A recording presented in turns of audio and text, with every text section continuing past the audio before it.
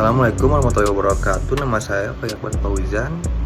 Nomor NPM saya 214010269. Di mata kuliah manajemen strategi dosen pengampu Bapak Dr. Yudi Kwesworo-Jati, SMPA CDMP. Di sini saya akan melanjutkan materi yang telah disampaikan oleh teman saya. Kekuatan tawar-menawar pemasok. Pemasok dapat mempengaruhi suatu industri melalui kemampuannya menaikkan harga atau menurunkan kualitas barang dan jasa yang dibeli. Pemasok atau kelompok pemasok menjadi kuat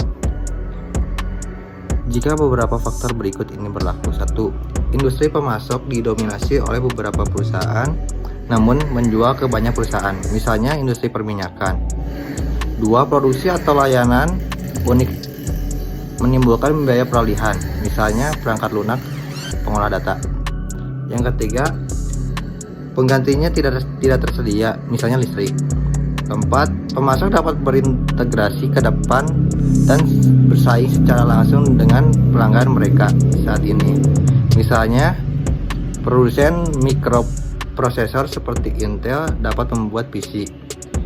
Yang terakhir, industri pembelian hanya membeli sebagian kecil barang dan jasa kelompok pemasok dan dengan demikian tidak penting bagi pemasok, misalnya penjual ban mesin pemotong rumput kurang penting bagi industri ban dibandingkan penjualan ban mobil. Intelijen kompetitif. Kecerdasan kompetitif adalah program formal untuk mengumpulkan informasi tentang pesaing perusahaan.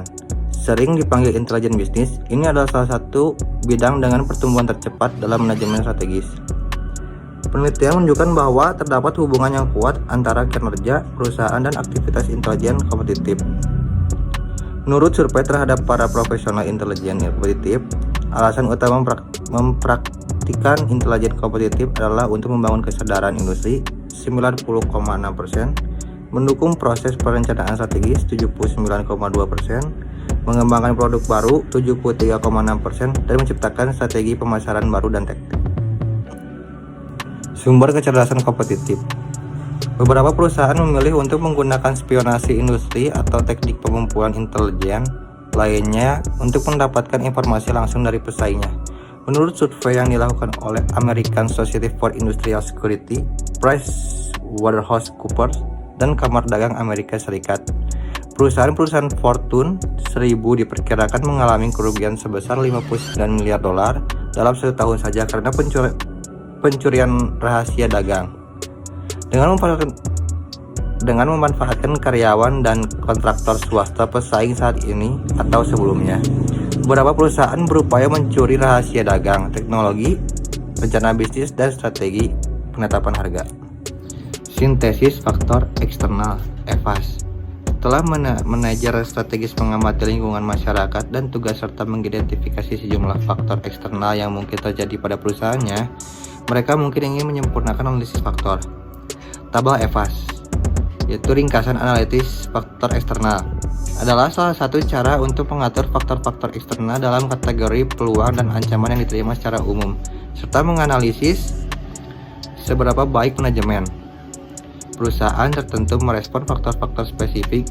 Ini mengingat pentingnya bobot faktor-faktor tersebut bagi perusahaan untuk menghasilkan tabel EFAS untuk perusahaan yang dianalisis.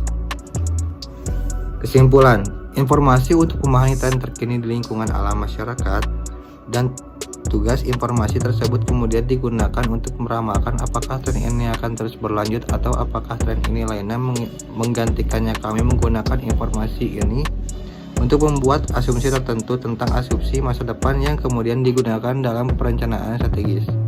Dalam banyak hal, kesuksesan di dunia bisnis itu seperti hoki es. Kunci untuk menang bukanlah berasumsi bahwa industri Anda akan terus berlanjut seperti sekarang, tetapi berasumsi bahwa industri akan berubah dan memastikan bahwa perusahaan Anda akan tetap berada pada posisinya untuk memanfaatkan perubahan tersebut. Sekian dari kami. Wassalamualaikum warahmatullahi wabarakatuh.